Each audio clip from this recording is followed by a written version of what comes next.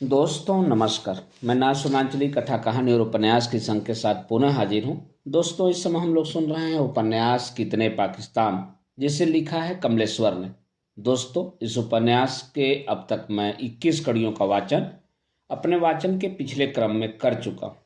अब लीजिए सुनिए उपन्यास कितने पाकिस्तान के 22वें भाग का वाचन मेरे अर्थात नासुनांचली के स्वर में।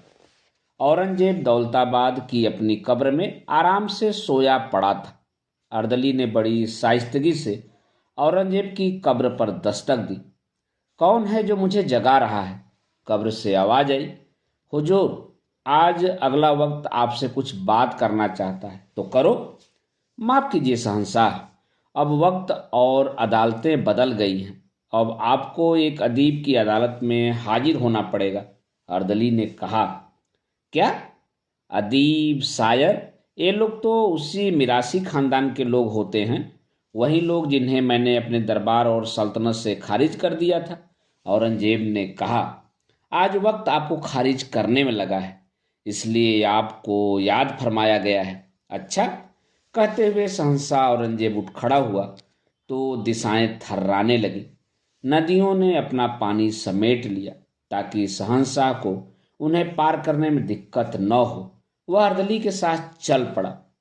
बुरहानपुर के आगे धरमट के पास से औरंगजेब गुजरा तो रुक गया, जैसे इतिहास उसके सामने एक पल के लिए थम गया हो।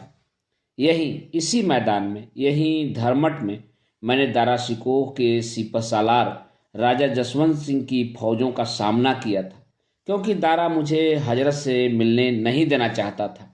हजरत? अर्दली ने अदब से पूछा। मेरे अब्बा हुजूर, शहंशाह शाहजहां, जो तब गुर्दे की बीमारी से परेशान थे। मैंने दक्षिण से कूच किया, तब मैं बीजापुर से बुरहानपुर पहुंचा था। यहीं राजा जसवंत सिंह से हुई धरमट की इस जंग में हजारों लोग मारे गए थे। यह मैदान लाशों से पट गया था। जसवंत सिंह जोधपुर की तरफ भाग गया था। यहाँ खून का कीचड़ फैला था। इसी खूनी मैदान पर आज खेत लहलहा रहे हैं। कितना अच्छा लगता है यह देखकर, आलमगीर ने कहा। तभी चार पांच छाएं एकाएक सामने आकर कुर्निश करने लगी। आलम पनाह, आदाब। कौन? ओह, आप लोग? औरंगजेब ने उन्हें पहचानते हुए कहा। आप काजिम सिराजी साहब और आप मोहम्मद साकी मुस्ताद खान साहब। अरे खापी खान साहब और आकिल खान साहब भी। अच्छा हुआ आप इतिहासकार मुझे वक्त पर मिल गए, क्योंकि वक्त की अदालत ने मुझे याद फरमाया है, इसीलिए तो हम हाजिर हुए हैं। मैं तो खास तौर से वक़ात आलमगीरी के लेखक आकिल खां को भी साथ लाया हूँ, क्योंकि इन पर दरबारी इतिहासकार होने का इल्ज़ाम नहीं लगाया जाता। इतिहासकार काजिम सिराजी ने कहा। हुजूर चलिए, अर्दली ने कहा। और जब शहंशाह अदीब की अदालत में हाजिर हुआ तो अदीब उसे देखता ही रह गया। औरंगजेब एक मझोले कद का शानदार आदमी, दुबला उम्र और इल्जामों के बोझ से झुके हुए कंधे, लंबी आर्य नाक, तीखे तरासे हुए नक्श, चुनी हुई गोल सफ़ेद दाढ़ी जो उसके बदन के जैतूनी रंग पर और भी ज़्यादा खूबसूरत लग रही थी। बर्फ की तरह सफ़ेद, साफ मखमल का अंगरखा और पगड़ी में चमकता हुआ बड़ा सा नगीना। तीखी और बेलौस नज़र से औरंगजेब ने अदीब को देखा। उसी वक्त सैकड़ों कबूतर फसीलों से उड़कर आसमान में समा गए।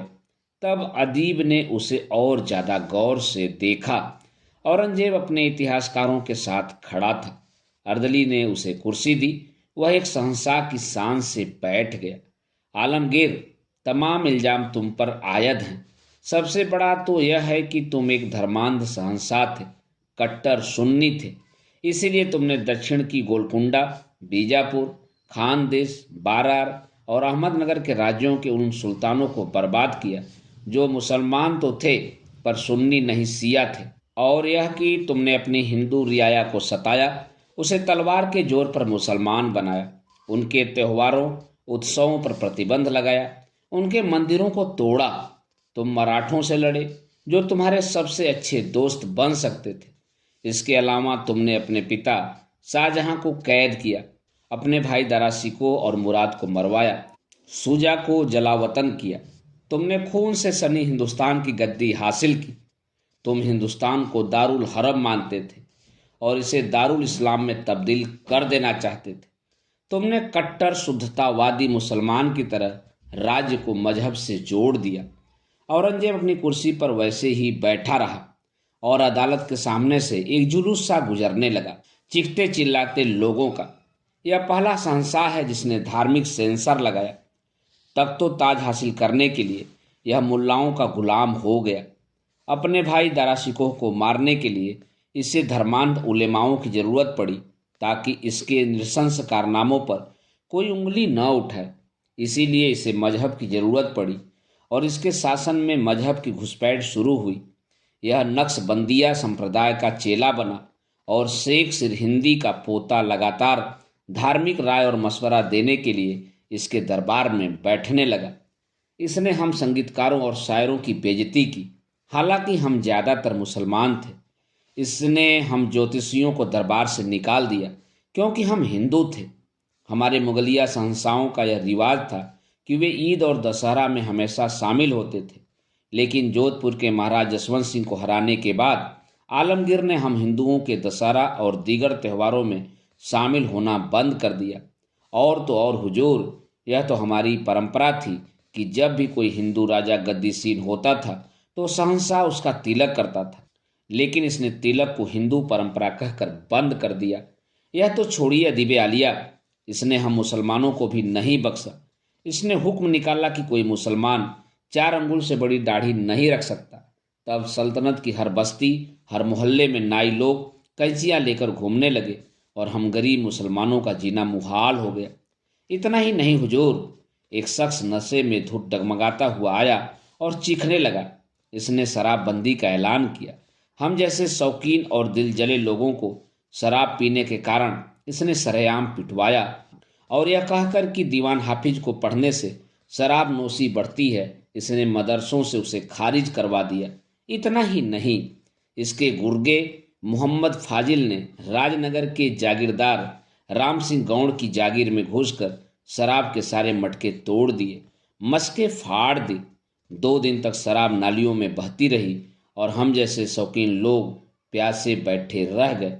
अर्दली, इस शराबी को अदालत से बाहर करो, अदीब ने हुक्म दिया। तो हुजूर, आप भी औरंगजेब की तरह पेश आने लगे? वह शराबी लड़खड़ाती जबान में बोला। लेकिन इतना सुन लीजिए कि इसने अपने फिरंगी तोपीचियों को पीने पिलाने की छूट दी हुई थी और दूसरी तरफ उसके वित्त मंत्री राजा रघुनाथ ने भांग की खेती तक पर पाबंदी लगा दी थी। समझ में नहीं आता यह बिना सोचे समझे गलत सलत हुक्मनामे क्यों जारी करता था। हुजूर, हम सूफी हैं। इस पागल शहंशाह ने हुजूर पैगंबर के जन्मदिन पर गाए जाने वाले भजनों पर भी पाबंदी लगा दी। तब हम सूफी संतों को इसके गुर्गे और दरोगा मिर्जा बाकर के खिलाफ गोलबंद होकर निकलना पड़ा। इसके दरोगा ने हम फकीरों पर कातिलाना हमला किया। यह अहमदाबाद के हमारे बुजुर्ग और पवित्र सूफी संत शेख याहिया चिश्ती की खानकाह में हुआ, क्योंकि इसके दरबार में बैठे कठ मुल्लाओं ने इसे अपनी मुट्ठी में जकड़ लिया था। यह खुद के सिवा सबको काफिर मानने लगा था। हुजूर, हम भी कुछ फरियाद करना चाहते हैं। हम लोग गरीब कुम्हार हैं। हम सभी धर्म वालों के मेले, नुमाइशों, तीज त्योहारों पर मिट्टी के खिलौने बनाकर बेचते थे। परिंदों, जानवरों, आदमियों, औरतों के खिलौने। इस शहंशाह ने पूरी सल्तनत में मिट्टी के खिलौनों का बनाना बंद करवा दिया। अदीब आलिया, हम बोहरी मुसलमान हैं। हम ज़्यादातर शिया हैं। आलमगीर ने हमारी मस्जिदों में सुन्नी इमाम और मुअज्जिन तैनात करवा दिए। इसके अलावा इसने हम शियाओं के मुहर्रम के त्यौहार पर भी पाबंदी लगा दी। इसने बड़े बड़े सूफी संतों को भी नहीं बख्शा। यह बंगाल के दरवेश सैयद नियामत अल्लाह, मियाँ मीर के चेले कश्मीर के मुल्ला शाह बदख्शकी और इलाहाबाद के शेख मुहिब उल्लाह जैसे साधुओं को बेइज्जत करने से बाज नहीं आया। इसने सैकड़ों मुसलमानों के सिर कलम करवा दिए। हुजूर, इसके दौर में दहशत छाया रहा। हर सुबह हमारे दिल धड़कते रहते थे कि कहीं आज पागलपन से भरा कोई और हुक्मनामा न आ जाए। इसके दरबार में घटिया मुल्लाओं और मौलियों का जमाड़ा था। इस पर उन छिछले और उथले धर्मशास्त्रियों ने घेरा डाल रखा था, जो इस्लाम के बड़कपन को भूलकर हमारे धर्म को स्वार्थी सीमाओं में कैद कर रहे थे। और यह कठपुतला उनकी हर बात को आंख मूंद कर मंजूर करता जाता, जुल्म के हर कदम पर अपनी मुहर लगाता जाता था। इसका इस्लाम हम मुसलमानों को भी नहीं बख्शता था। पता नहीं हुजूर, इसका इस्लाम कौन सा और कैसा था? अदालत ने पूछा। औरंगजेब, क्या कहना है तुम्हें? क्या कहना है मुझे? मैं कोई सफाई नहीं देना चाहता। मुझे जब जो ठीक लगा वही मैंने किया। आखिर मैं शहंशाह था। औरंगजेब ने हिकारत से कहा, मुझे अच्छी तरह मालूम है कि अब्बा हुजूर को 7 साल कैद में रखने, अपने भाइयों को मारकर तख्त हासिल करने, दक्कन की इस्लामी रियासतों को बर्बाद करने, हिंदुओं को सताने और उनके मंदिरों को तोड़ने और मराठों से लड़कर मुगलिया सल्तनत को पतन के रास्ते पर डालने के तमाम इल्जाम मुझ पर हैं। मैं खुद कुछ नहीं कहना चाहता। मेरे साथ मेरे दौर के जिम्मेदार इतिहासकार मौजूद हैं। आप जो भी जानना चाहते हैं इनसे पूछ लीजिए, तस्दीक कर लीजिए। ये सारे इतिहासकार इसके दरबारी इतिहासकार हैं। ये न सोचने के लिए आजाद थे, न लिखने के लिए। राजाश्रय में जो कुछ लिखा जा सकता है या जो कुछ लिखाया जाता है वही इन्होंने दर्ज किया है। मैं खुद औरंगजेब का 4000 मनसबदार रहा हूं। मैंने खुद इन इतिहासकारों को भुगता और बर्दाश्त किया है। एक शाही राजपूत से लगते योद्धा की यह आवाज थी। आप कौन हैं? अदालत ने जानना चाहा। जी, मैं राव छत्रसाल बुंदेला हूँ, मालवा का। मुझे इन्होंने 18वीं शताब्दी के शुरू में 4000 मनसबदारी दी थी, क्योंकि मैं लगातार 20 बरस इनसे लड़ता रहा था। मुझे बहुत मजबूरी में इनकी मनसबदारी मंजूर करनी पड़ी थी। खैर, वह अलग कहानी है। लेकिन इनके इतिहासकारों पर भरोसा मत कीजिए। आलमगीर नामा, माथिरे आलमगिरी, मुंतखाबुल, लुआब और वकाते आलमगिरी, यह सारे इतिहास इसके जर खरीद गुलामों ने लिखे हैं। ये इतिहास भरोसेमंद नहीं है, राव छत्रसाल बुंदेला ने कहा। लेकिन आकिल खां तो आजाद था। हमें आप दरबारी इतिहासकार मान लीजिए, लेकिन वकाते आलमगिरी तो इन्होंने छुपा कर लिखी थी। काजिम सिराजी ने कहा, हुजूर, उस पर तो आप भरोसा कर ही सकते हैं। नहीं, एक दहाड़ती आवाज आई और एक शानदार राजपूत बुजुर्ग और हाजिर हुए। आप? मैं राजा जसवंत सिंह, जोधपुर का महाराजा। मुगलिया सल्तनत की जितनी खिदमत मैंने की है उतनी तो जयपुर के महाराजाओं ने नहीं की है। शाहजहां और औरंगजेब की सारी बड़ी लड़ाइयां मैंने लड़ी हैं। मुझे फिलहाल इतना ही कहना है कि आकिल खान ने अपना इतिहास जरूर छुपा कर लिखा, लेकिन यह भी आलमगीर के दरबार का एक सामंत था। यह भी आजाद कहाँ था? राजा जसवंत सिंह ने हिकारत से कहा। ठीक है, ठीक है, यह मामला काफी पेचीदा है। पेचीदा बिल्कुल नहीं है हुजूर, राव छत्रसाल बुंदेला बोला। यही औरंगजेब नाम का वह शख्स है जिसने अपने पिता को कैद किया, भाइयों को मारा और हिंदुस्तान के बनते हुए इतिहास को सलीब पर चढ़ा दिया। दारा सिकोह की हत्या एक नए बनते हुए हिंदुस्तान की हत्या थी। तुम कुछ कहना चाहोगे औरंगजेब? अदालत ने सवाल किया। नहीं, क्योंकि जो बातें कही गई हैं वह भी सच है और जो नहीं कही गई हैं वह भी सच है, औरंगजेब बोला। मतलब? औरंगजेब थोड़ा सा मुस्कुराया। मुस्कुराहट में करवाहट थी। आज ये चंद मामूली लोग मुझसे बगावत कर रहे हैं। मेरे जमाने में इनकी यह जुर्रत नहीं थी। तब वक्त और हिंदुस्तान का मुस्तकबिल मेरा गुलाम था, मैं किसी का गुलाम नहीं था। कहकर औरंगजेब एकाएक बहुत ऊंची आवाज में हंसने लगा, कुछ इस तरह जैसे कोई उलझा हुआ आदमी अपनी ही बात कहने के बाद उसका मजा लेने लगता है। सहसा औरंगजेब यह भी भूल गया कि वह वक्त की अदालत के सामने मौजूद है। वह अपना दरबार लगा के बैठ गया और पागलों की तरह चीखने लगा। सोमनाथ मंदिर? क्या कहा? मंदिर मौजूद है? उसे तो महमूद गजनवी ने मिसमार किया था, फिर कैसे खड़ा हो गया? उसे जमीजोत कर दो। और उड़ीसा? क्या उड़ीसा में फिर मंदिर बनाए गए हैं? तो असद खां को हुक्म भेजो कि पिछले 10-12 सालों में जितने भी नए मंदिर वहां बने हैं उन्हें गिरा दिया जाए और पुराने मंदिरों की मरम्मत के लिए इजाजत न दी जाए। हुक्म तामील हुआ और इसकी खबर काजी की मुहर लगी तहरीर के साथ फौरन दरबार में दाखिल की जाए। मथुरा के केशवराय मंदिर को भी गिरा दिया जाए। उस मंदिर पर पत्थर की जो पैड़ी दारासिकों ने बनवाई है उसे तोड़ दिया जाए और मथुरा के फौजदार को हुक्म दिया जाए कि हुक्म तामील होते ही उसकी खबर फौरन शाही दरबार को दी जाए। औरंगजेब हांफता हुआ इधर से उधर टहल रहा था। उसके दरबारी जुबान बंद किए बैठे थे। कुछ पलों की खामोशी के बाद कुछ काना फूसी सी हुई। आलमपना आलमगीर को यह हुआ क्या है? ऐसा तो शहंशाह शाहजहां और जहांगीर के जमाने में भी नहीं हुआ। खुद शाहजहां ने बहुत से मंदिरों को तोड़वाया, लेकिन कभी ऐसे जिद भरे और सख्त फरमान जारी नहीं किए। सुना है कल दरबारे खास में शहंशाह से सिरहिंद के कई मुल्ला मौलवी मिले थे। उनसे घंटों बातचीत होती रही। वहाँ शाही काजी अब्दुल अजीज भी मौजूद थे। उन सब ने आलमगीर को बहुत से मसलों पर मशविरा दिया, खास तौर से सियासत और मजहब के मामलों में। तुम्हें कैसे पता चला? एक खवास ने बताया जो वहीं तैनात था। कुछ खास बातें तय हुई। यही कि हिंदुओं को दबा कर रखा जाए। अकबर और जहांगीर के जमाने का जो मेलजोल, हिंदू मुसलमान बराबरी की जो रवायतें चली आ रही हैं, उन्हें खत्म किया जाए।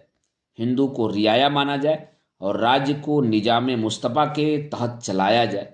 जयपुर के महाराजा मिर्जा राजा जय सिंह के बाद उनके खानदान के किसी आदमी को सल्तनत में वह इज्जत और मर्तबा न दिया जाए जो उन्हें हासिल रहा है।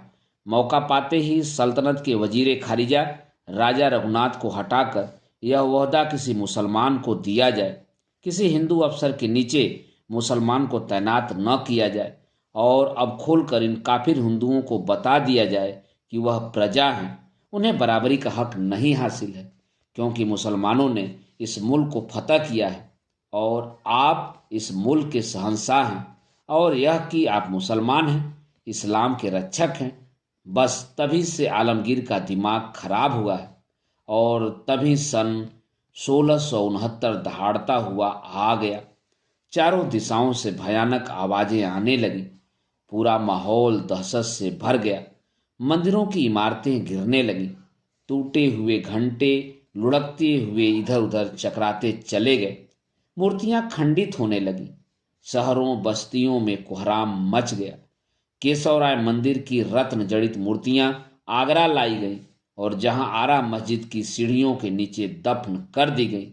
बल्लभाचार्य के गोवर्धन मंदिर की मूर्तियों को लेकर उसका पुजारी दामोदर लाल जोधपुर की तरफ भागा, लेकिन गोवर्धन मंदिर के भगवान को जोधपुर में शरण नहीं मिली। आखिर भगवान 6 साल तक भागते रहे। दामोदर ने अपने साथी पुजारी गोपीनाथ को मेवाड़ के राणा राज सिंह के पास भेजा। सिसोदिया राणा राज सिंह ने भगवान की मूर्ति का स्वागत किया और उन्हें अपने राज्य में शरण दी, सिहर गांव में। वही सिहर गांव धार्मिक वैष्णव केंद्र के रूप में विकसित होते होते बाद में नाथ द्वारा के नाम से विख्यात हो गया। मथुरा, वृंदावन, काशी, प्रयाग, उज्जैन, पुरी आदि के पुजारी मूर्तियों को लिए छुपते छुपाते शरण खोज रहे थे। शाही फरमान का फायदा काजी उठा रहे थे। गुजरात के वणिकों ने काजियों से समझौता कर लिया और उन्हें रिश्वत दे देकर अपने मंदिरों को बचा लिया। लेकिन तभी काशी से आवाजें आने लगी। काशी विश्वनाथ मंदिर ध्वस्त हो गया, ध्वस्त हो गया। मुगल बादशाह ने हम हिंदुओं पर हमला किया है, हमारी आस्था और धर्म पर हमला किया है। बदला बदला।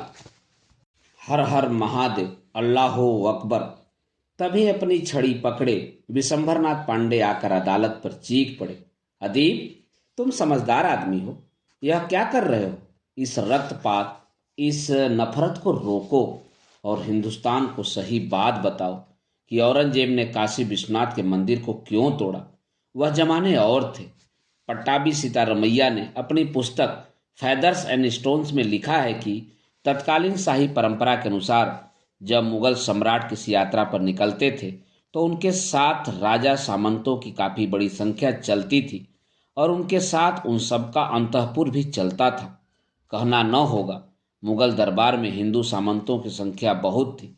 जब औरंगजेब बनारस के निकट के प्रदेश से गुजर रहा था तो भला क्या ऐसा कोई हिंदू होता जो दिल्ली जैसे दूर प्रदेश से आकर गंगा स्नान और विश्वनाथ दर्शन किए बिना चला जाता, विशेष रूप से स्त्रियां।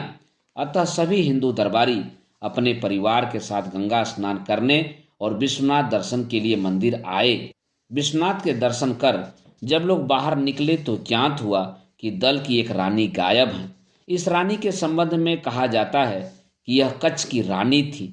लोगों ने उन्हें मंदिर में जाते देखा था, पर मंदिर से बाहर आते किसी ने नहीं देखा।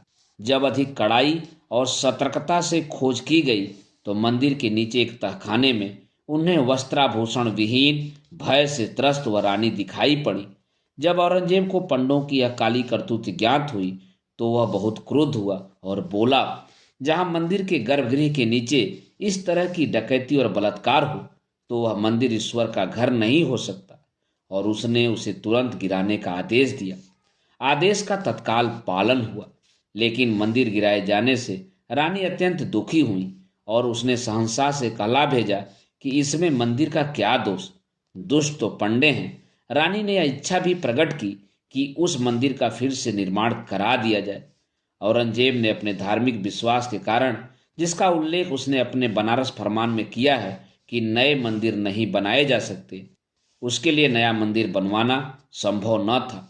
अतः उसने मंदिर के स्थान पर मस्जिद खड़ी करके रानी की इच्छा पूरी की। अदीब ने आदर से पांडे जी की तरफ देखा तो अदीब, यह पट्टाभी सीतारमैया द्वारा प्रस्तुत एक घटना है। यह घटना कितनी ऐतिहासिक है, यह कहने के लिए संप्रति कोई साधन नहीं है। अगर ऐसी घटना वस्तुतः घटी थी तो औरंगजेब ही नहीं, कोई भी न्यायप्रिय शासक यही करता। यदि इस घटना के परिप्रेक्ष्य में विश्वनाथ मंदिर गिराया गया तो उसके लिए औरंगजेब पर किसी प्रकार का कोई आरोप नहीं लगाया जा सकता। बोलते बोलते पांडे जी थक कर अपनी छड़ी का सहारा लेने लगे। महामहिम पांडे जी, आप में इच्छा दोष नहीं है, आप में सद्भावना दोष भी नहीं है, परंतु इतिहास बोध को गांधीवाद ने जितना सरलीकृत करना चाहा उतना ही वह रोमांटिक होता गया। कटु सत्यों का सामना करने, उन्हें पहचान कर स्वीकारने और तब उसे अहितकारी घोषित करने का जो साहस होना चाहिए, उसे आपकी यह सद इच्छा लिपापोती करके खोखला बना देती है। खैर, पट्टाभी सीतारमैया को हाजिर किया जाए। जी, मैं हाजिर हो गया हूँ। खादी की धोती से अपना पसीना पोंछते हुए सीतारमैया जी ने अपनी हाजिरी दी। पांडे जी ने आपके हवाले से जो घटना बयान की है उसका स्रोत क्या है? अदालत ने पूछा। इस घटना का स्रोत लखनऊ के एक प्रतिष्ठित मुसलमान हैं, जिनके पास एक हस्तलिखित ग्रंथ था जिसमें इस घटना पर प्रकाश डाला गया है। उन सज्जन का असमय निधन हो गया, इसीलिए उनका समुचित परीक्षण नहीं किया जा सका और न वह ग्रंथ प्रकाश में आ सका। सीतारमैया ने कहा, तो महोदय, आपने उसे सच कैसे मान लिया? यह घटना सच भी हो सकती है, पांडे जी ने थोड़ी तेजी से कहा। वैसे औरंगजेब एक भयानक कुंठा और खलल भरे दिमागी जुनून का शिकार था, क्योंकि उसने एक सोची समझी साजिश के तहत अपने बाप को कैद किया और अपने भाइयों को मारा था। लेकिन उसकी वजह थी। एक बड़ी सभ्य आवाज आई, आप कौन? जनाब, मैं शिबली नोमानी हूँ। अर्दली, शिबली नोमानी साहब को कुर्सी दो। और हुजूर, मैं आपको प्रणाम करता हूँ। अदालत शिबली नोमानी को सामने पाकर खड़ी हो गई और जब तक उनके लिए कुर्सी नहीं आई खड़ी रही। हुजूर फरमाइए। अदालत ने शिबली नोमानी से प्रार्थना की। जी शुक्रिया। यहाँ आपकी अदालत में हाजिर आलमगीर पर जितने जुर्म आयद किए गए हैं वे गलत तो नहीं, पर उनके संदर्भों को समझना जरूरी है।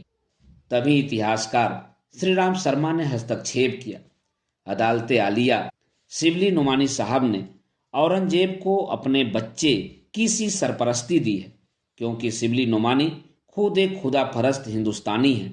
लेकिन औरंगजेब के जमाने में जो भी इतिहास लिखे गए उनमें वही सब लिखा गया जो औरंगजेब ने चाहा, और शिबली नोमानी साहब उन्हीं राजाश्रयी इतिहासों के समर्थक। वैसे औरंगजेब तो खुद यहाँ मौजूद है। अगर इसके पास जमीर बाकी है तो यह खुद बताएगा कि इसने सारे इतिहासों में सिर्फ अपने पक्ष को रखा और वही लिखवाया जो इसे रास आया। यह गलत भी है और सही भी। आलमगीर ने अपनी पेशानी का पसीना पोंछते हुए कहा, इसका मतलब? यही कि जो मैंने किया वह गलत भी था और सही भी था। सरजमीन हिंद की नज़र से मैंने बहुत कुछ गलत किया जो मुझे शायद नहीं करना चाहिए था, लेकिन इस्लामी मिल्लत की नज़र से जो कुछ मैंने किया वह शायद सही था। औरंगजेब बोला। असल में अदीब आलिया, हमें औरंगजेब की एक मनोवैज्ञानिक गुत्थी को गहराई से समझना चाहिए। होता यह है कि या तो आस्तिक लोग सहज भाव से मजहब की ओर जाते हैं, या फिर वो लोग मजहब की तरफ दौड़ते हैं जो जानते हैं कि मजहब के लिहाज से हमने पाप किया है। औरंगजेब ने हिंदुस्तान का ताज हासिल करने के लिए जो जघन्य अपराध किए थे, उसकी ग्रंथि ही इसका पाप बोध बन गया, और पाप बोध की इसकी यही कुंठा थी जो इसे मजहब की ओर मोड़ ले गई और कठमुल्लाओं का गुलाम बन गया। श्री राम शर्मा ने कहा, और यह भारत में हिंदुओं का दुश्मन बन गया। ऐसा भी तो हो सकता है कि हिंदू इसके दुश्मन बन गए हों, और तब दुश्मनी नफरत, राजा और रियाया, विजेता और पराजित, धर्म और संप्रदाय की लड़ाइयों का यह नया सिलसिला चला हो, क्योंकि तब तक बागी साधुओं की परंपरा शुरू हो चुकी थी, जिनके अपने संप्रदाय और अखाड़े थे जो छावनियां कहलाते थे। यह छावनियां तीर्थस्थानों और बड़े मंदिरों में स्थापित की गई थी। ये छापामार साधु एक सैन्य शक्ति के रूप में संगठित हुए थे। औरंगजेब के दौर में जो इस्लामीकरण शुरू हुआ, उसकी प्रतिक्रिया में हिंदू अवश्य ही संगठित हुए होंगे, और लगता है कि संगठित साधु सैन्य शक्ति को ध्वस्त करने के लिए औरंगजेब ने खास तौर से मंदिरों को ढहाया हो। लेकिन इस तर्क को प्रमाणित करने के लिए इतिहास कोई मदद नहीं देता। और फिर मैं पांडे जी और पट्टाभी सीतारमैया से यह भी जानना चाहूँगा कि काशी विश्वनाथ मंदिर के ध्वंस में कच्छ की रानी की मणगढ़ंत कहानी जोड़ दी गई, पर मथुरा, उड़ीसा, सोमनाथ, उज्जैन के मंदिरों में कौन सी बलात्कारी घटनाएं हुई थीं जिनके कारण उन्हें तोड़ा गया? श्री राम शर्मा ने पूछा। इसका जवाब मैं देता हूँ। आवाज की तरफ सबने देखा। हजरत शिबली नुमानी बोल रहे थे। सबकी आंखें उनकी तरफ उठ गईं। इसका जवाब यह है कि इस दौर में मंदिर और मस्जिद इबादत गाहों के साथ साथ अपने अपने मजहब के राय मशवरे के मरकज भी हुआ करते थे। इन इबादत गाहों में बगावतों की साजिशें तैयार की जाती थी। ईरानी, हिंदुस्तानी और अंग्रेज इतिहासकारों का यह कहना गलत है कि आलमगीर ने मंदिर तोड़े इसलिए बगावत हुई। सही वजह यह है कि बगावत हुई इसलिए मंदिर तोड़े गए। तो हिंदुओं की पाठशालाएं क्यों बंद की गईं? इसलिए कि उनमें हिंदू पंडित मुसलमान बच्चों को अपनी मजहबी साइंसें पढ़ाने लगे थे। शाहजहां के दौर में दारा सिकोह की सह पर हिंदुओं के हौसले बहुत बढ़ गए थे। आखिर मुसलमानों को हिंदू धर्मशास्त्र और विज्ञान पढ़ाने का मतलब क्या था? दारा सिकोह की वजह से हिंदुस्तान में हिंदू तुष्टीकरण नीति शुरू हुई थी। दारा इस्लाम विरोधी था, शिबली नोमानी ने जोर देकर कहा। यानी औरंगजेब ने इस्लाम के नाम और उसके वसूलों पर सल्तनत चलाने की नीति तय की थी। इसीलिए औरंगजेब ने हिंदुओं पर जजिया टैक्स लगाया था। श्री राम शर्मा ने सवाल किया। वह इसलिए कि अकबर के दौर से लेकर जहांगीर के शासनकाल तक हिंदुओं को सर पर चढ़ा लिया गया था, और वे यह भूलने लगे थे कि मुगलों ने भारत को फतह किया है। शाहजहां ने इस भूल को सुधारा, लेकिन शाहजहां के आखिरी दिनों में दारा सिकोह ने उन्हें अपने काबू में कर लिया था। हिंदू लोग मुसलमानों की बराबरी करने लगे थे, इसलिए जजिया लगाकर उन्हें यह बताना और जताना जरूरी हो गया था कि वे अपनी औकात में रहें। इसके अलावा शाहजहां के दौर में जो बेतहाशा खर्चा मस्जिदें, किले और ताजमहल बनवाने में हुआ था, उसकी वजह से शाही खजाना खाली हो गया था। इनमें से कौन सी वजह अहम थी आलमगीर? अदीब ने पूछा। तुम हिंदुओं को उनकी औकात बताना चाहते थे या खाली हो गए खजाने को भरना चाहते थे? वह भी सही था और यह भी सही है। औरंगजेब ने कहा, मेरे हक में या मेरे खिलाफ में जो भी कुछ कहा जाता है उसकी दोनों सिमतें सही हैं। तुम अजीब इंसान हो। अजीब न होता तो और क्या होता? हर शहंशाह अजीब होता है क्योंकि वह शहंशाह होता है। तुम अदीब लोग तो सिर्फ हाशियों पर बैठकर कहानियां गढ़ते रहते हो। तुम्हारी असलियत और औकात मुझे पता है। औरंगजेब ने बड़े कड़वे अंदाज में बहुत धीमे से मुस्कुराते हुए कहा, पर जो कुछ उसने बोला बहुत शाइस्तगी से बोला। उसकी मुस्कुराहट में जहर सा था। फिर वह खुद ही बोलता चला गया बड़े कोमल अंदाज में, मुझे बताइए अदीब आलिया, अदीब आलिया, यह संबोधन तुम कर रहे हो जो अभी एक पल पहले अदीबों के बारे में गुस्ताखी से बोल रहे थे? हुजूर, मैं बाबर या अकबर नहीं हूं। मैं वक्त का मारा हुआ एक शहजादा था जिसे हिंदुस्तान का तख्त चाहिए था। उसके लिए मैंने हर तरह की कोशिशें की। यह कोशिशें गलत भी नहीं थी, क्योंकि मुगलिया खानदान में तख्त हासिल करने की शर्तें और कानून तय नहीं थे। मैंने अपने भाइयों भतीजों को मरवा कर और हजरत अब्बा हुजूर को कैद करके वही किया जो मेरे अब्बा हुजूर हजरत शाहजहां ने अपने दौर में किया था। हर दौर के कसूर को उसके वक्त की परंपरा के आधार पर तय कीजिए। तभी इतिहास के करोड़ों पन्नों से चीखती हुई आवाजें आने लगी, औरंगजेब तुम जालिम हो। तुमने पोस्ते का पानी पिला पिलाकर मुराद को मारना चाहा। जब वह तंदुरुस्त शाहजादा अफीम के पानी से नहीं मरा तो तुमने उसे जल्लादों से मरवा दिया। अपने उस छोटे भाई को जिसे तुमने अल्लाह और पाक कुरान की कसम खाकर अपना शहंशाह मंजूर किया था, यह गलत है। शिबली नोमानी ने दखल दिया। असल बात यह है कि दारा की फौजों को हराने के बाद, लेकिन वो दारा की फौजें नहीं, शहंशाह शाहजहां की फौजें थी। इतिहासकार श्री राम शर्मा ने टोका। जी नहीं, क्योंकि दारा ने शाहजहां की बीमारी के चलते उन्हें अपने काबू में कर लिया था, इसलिए शाही फौजें दारा के हुक्म से निकली थी और औरंगजेब तथा मुराद की ताकत ने उन्हें तोड़ा था।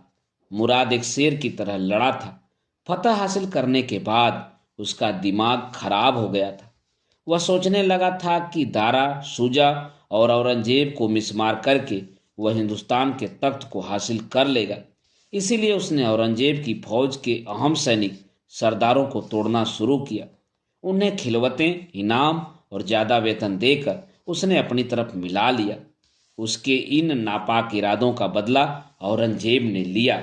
शिबली नोमानी ने अपना तर्क पेश किया और आकिल खां इतिहासकार के मुताबिक इसका बदला लेने का तरीका औरंगजेब ने यह निकाला कि पेट दर्द की शिकायत करके मुराद को अपनी छावनी में बुलवाया, उसे जरूरत से ज्यादा शराब पिलाई और बेहोशी के आलम में उसके पास एक वेश्या भेजकर उसे शस्त्र विहीन कर लिया। तब बेहोशी और वेश्या के साथ मस्ती करने की मदहोशी में उसके तंबू में घुसकर शेख मीर ने उसे जंजीरों से जकड़कर औरंगजेब का कैदी बना लिया। इतिहासकार श्री राम शर्मा ने तंज से असलियत बयान की। हाँ, आलमगीर ने यह किया, उसे जंजीरों से बांध कर सिर्फ कैद किया। बेहतर तो यह होता कि आलमगीर उसका सिर कलम करके खत्म कर देता, तब हम औरंगजेब की दूरदर्शिता को ज्यादा मुनासिब समझते। शिबली नोमानी बोले तो अदालत चीख उठी। शिबली नोमानी साहब, लगता है आप बुद्धिजीवी इंसान नहीं। समझदार और बुद्धिजीवी इंसान होने के पहले आप मुसलमान हो जाते हो। अदालत ने शिबली नोमानी को टोका। यही आपकी दिक्कत है। हाँ है, शिबली नोमानी ने कहा, क्योंकि मैं एक मुसलमान हूँ। लेकिन आप मुसलमान नहीं, इंसान पैदा हुए थे, और जब तक आप मासूम इंसान थे और आपके कान में कलमा नहीं फूका गया था तब तक आप मुसलमान नहीं थे। फिर आपका खतना हुआ, तब भी आप समझदार नहीं थे, मुसलमान नहीं थे, आपको मुसलमान बनाया गया। अदालत अभी अपनी बात कह ही रही थी कि एक हंगामा सा बर्पा हो गया। अदालत में लोग चीखने चिल्लाने लगे, हमारे मजहब की तौहीन की जा रही है, यह हम बर्दाश्त नहीं करेंगे। खामोश, कोई मजहब इंसान से ऊपर नहीं है। पहले इंसान पैदा हुआ, फिर मजहब। अदीब चीखा तो शिबली नोमानी ने बात का रुख पलटने की कोशिश की। अदीब आलिया, बात आलमगीर की हो रही थी, इस बात को पूरा कर लिया जाए। खुद आलमगीर यहाँ मौजूद हैं तो मैं बताना चाहता हूँ कि इनका यह बड़प्पन था कि सल्तनत की सारी ताकत होने के बावजूद आलमगीर ने खुद को खलीफा घोषित नहीं किया, और यह भी इनका बड़प्पन था कि इन्होंने इस्लामी शहंशाह के रूप में राज किया। अगर अकबर द्वारा डाली गई परंपराएं चलती रहती तो तैमूर वंश की सल्तनत एक गैर इस्लामी साम्राज्य में तब्दील हो जाती। आलमगीर ने जब साम्राज्य की जिम्मेदारी संभाली तब तक तहजीब और मजहब के सारे तौर तरीके करीब करीब खत्म हो रहे थे। शाही दरबार में भी लोग हिंदुओं के बेहुदे धोती नुमा पैजामे और पगड़ियां पहनकर हाजिर होने लगे थे। हिंदू चरण स्पर्श या साष्टांग प्रणाम तब दरबारों में चलता था। गैर इस्लामी झरोखा दर्शन शहंशाहों में प्रचलित था। हिंदू लोग मुसलमान लड़कियों से खुलेआम शादियां करने लगे थे। आलमगीर ने इन तमाम गलत और गैर इस्लामी परंपराओं को बंद किया और हिंदू तुष्टीकरण की नीतियों को खत्म किया। इसीलिए आलमगीर ने शरीयत पर आधारित न्याय शास्त्र का ग्रंथ तैयार करवाया ताकि फतवा आलमगीरी के मुताबिक इंसाफ अता किया जा सके। यानी आप यह साबित करना चाहते हैं कि औरंगजेब, अकबर, जहांगीर और शाहजहां से ज्यादा बड़ा मुसलमान है? बिल्कुल। आलमगीर ने अपनी जड़ों को तलाशा, यानी उसकी जड़ें हिंदुस्तान में नहीं थी।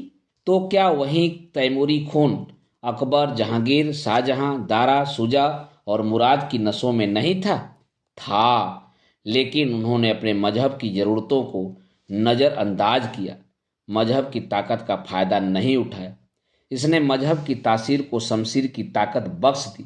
इसीलिए तो मैं इस शहंशाह को औरंगजेब नहीं, आलमगीर पुकारता हूँ, क्योंकि राजा जसवंत सिंह और दारा को हराकर जब आलमगीर आगरा पहुंचा तो खुद शहंशाह शाहजहां ने अपने इस दिलेर बेटे के लिए आलमगीर नाम की पुश्तैनी तलवार भेंट की थी।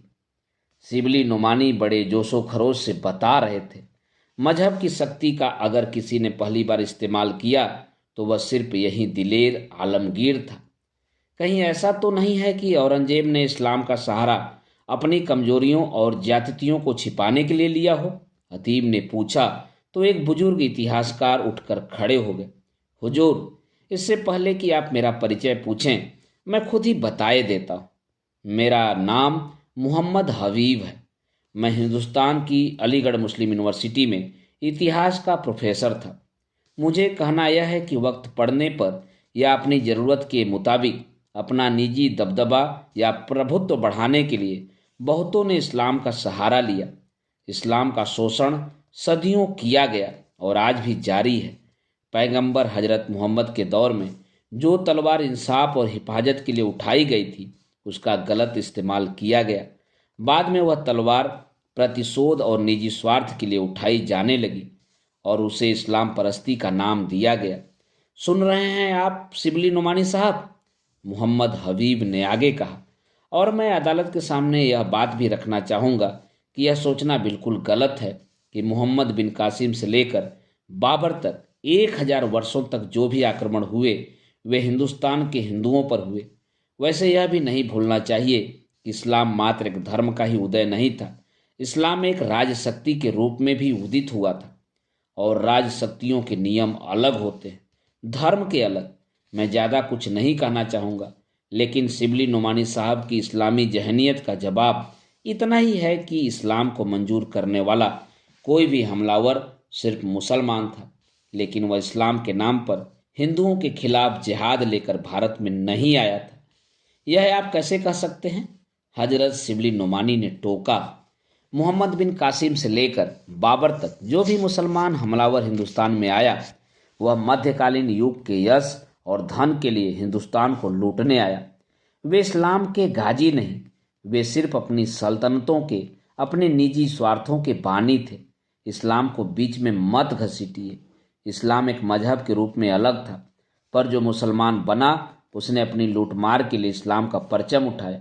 हाँ, यह जरूर कहा जा सकता है कि जो लुटेरे पर्सिया की सांस्कृतिक और धार्मिक क्रांति के बाद भारत पर हावी हुए वे मुसलमान थे। हिंदुस्तान पर इस्लाम ने नहीं, मुसलमानों ने अपनी मध्यकालीन चेतना और सामंती मूल्यों के तहत स्वार्थों को हासिल करने के लिए आक्रमण किए थे।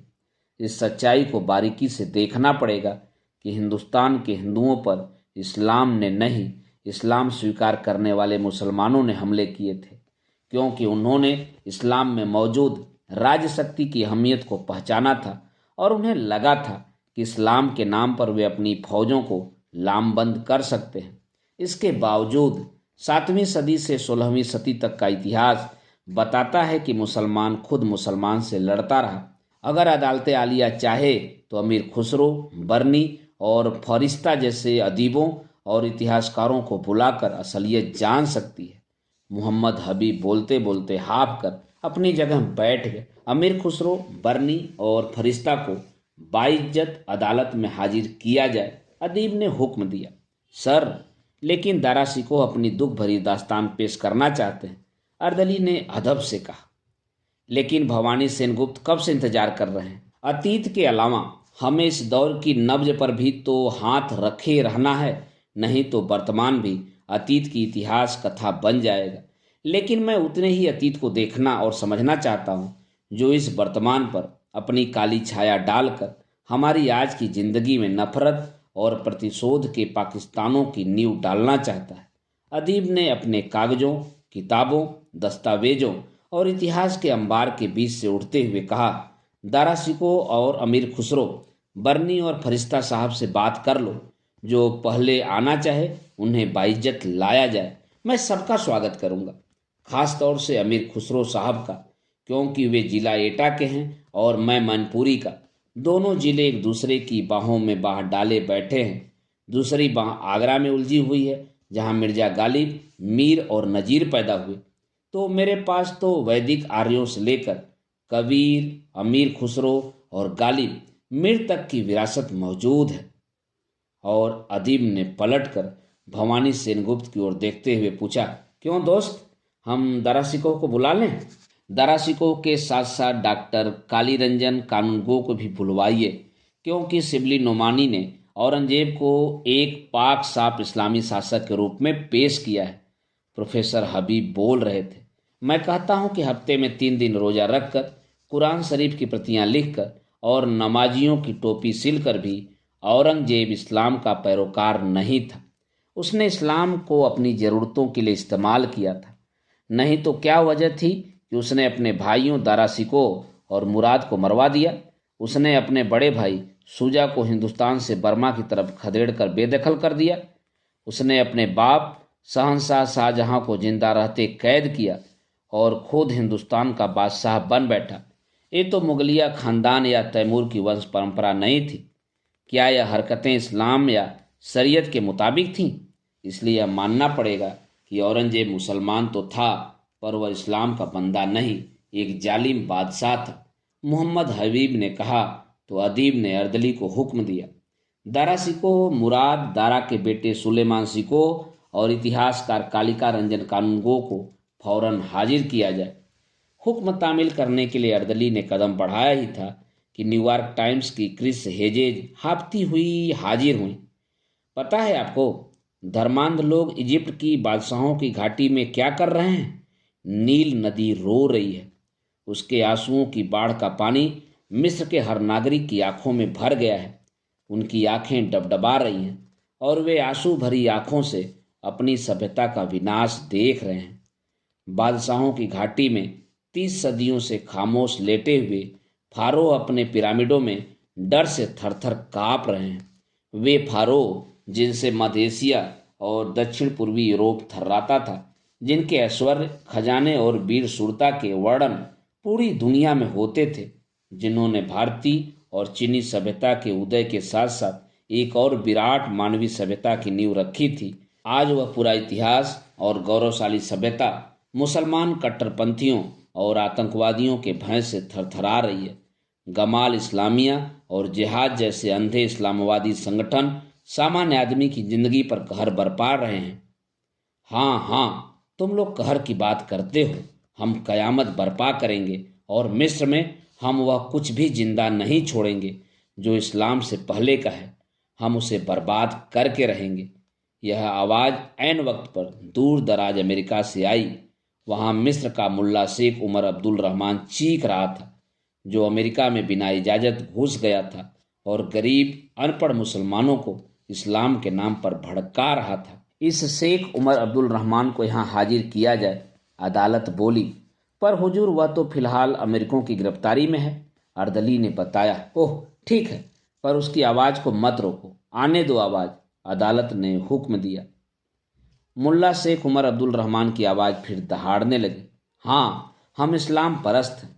हमने ही अनवर सादात को मारा था, क्योंकि उसने इसराइलियों से कैंप डेविड का समझौता किया था। अब हम हुस्नी मुबारक और हसन अन अल्फी की सरकार को भी माफ़ नहीं करेंगे। मिस्र तो है क्या, वहाँ की सत्ता तो हम हासिल करके रहेंगे, पर हम तो पूरी उत्तरी अफ्रीका और दक्षिणी यूरोप को भी हिलाकर रख देंगे। अल्जीरिया और टर्की को भी हम माफ़ नहीं करेंगे, क्योंकि ये मुल्क मुसलमान तो हैं, पर ये निधर्मी हो गए हैं।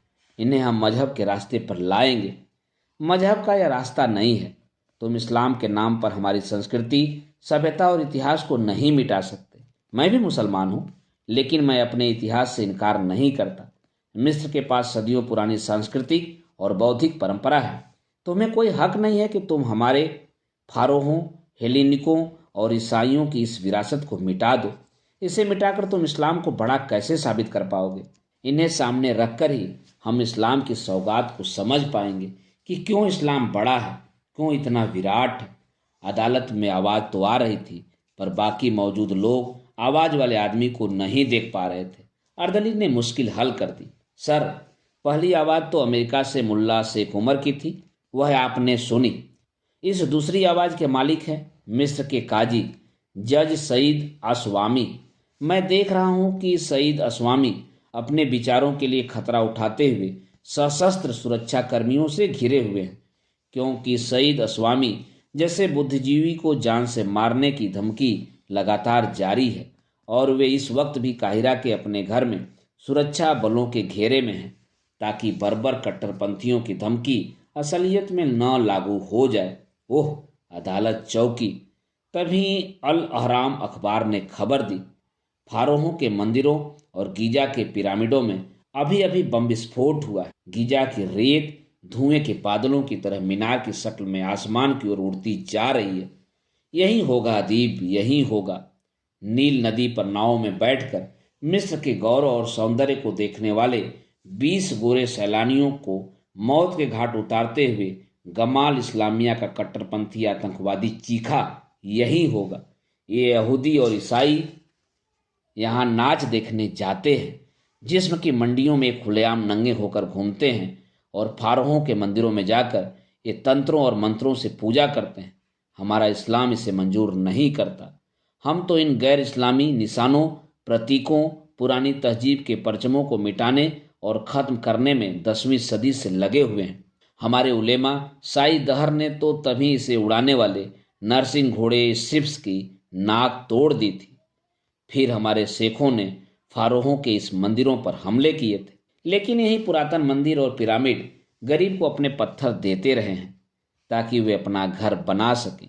और तुम्हारे वही लालची शेख, जिन्हें तुम इस्लाम का झंडा बरदार बता रहे हो, 14वीं सदी में इन मंदिरों पिरामिडों को गिराने नहीं, वे इनकी धन दौलत लूटने आए थे। वे इस्लाम के नाम पर लूट मार करने वाले डाकू कबीले थे, जिन्होंने अपनी असली पहचान छुपाने के लिए धर्म प्रचारकों के लबादे पहन लिए थे। सशस्त्र सुरक्षा गार्डों से घिरे काजी सईद अस्वामी ने उन्हें लताड़ा। मैं भी काजी हूँ, मैं भी इस्लामी शरीयत और हदीस के मुताबिक इंसाफ करता हूँ।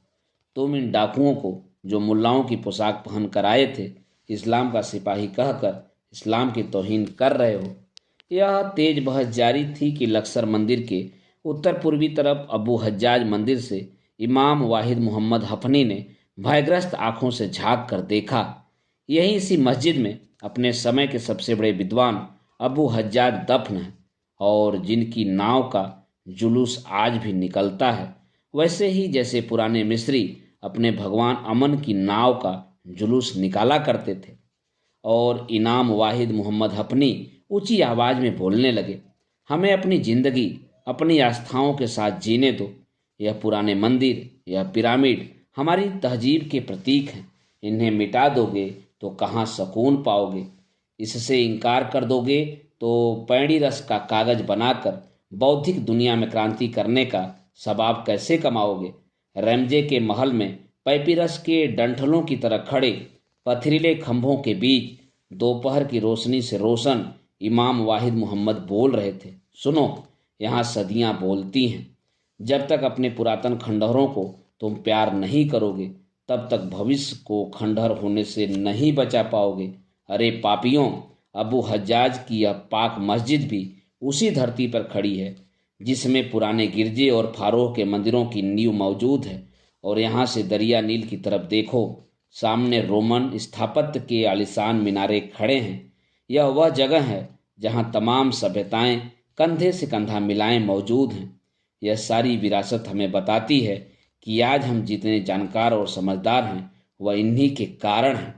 और इसी विरासत को देखने के लिए फ्रांसीसी तानाशाह नेपोलियन आया था और फारो और रेमजे के इन मंदिरों और पिरामिडों के सामने नतमस्तक हुआ था।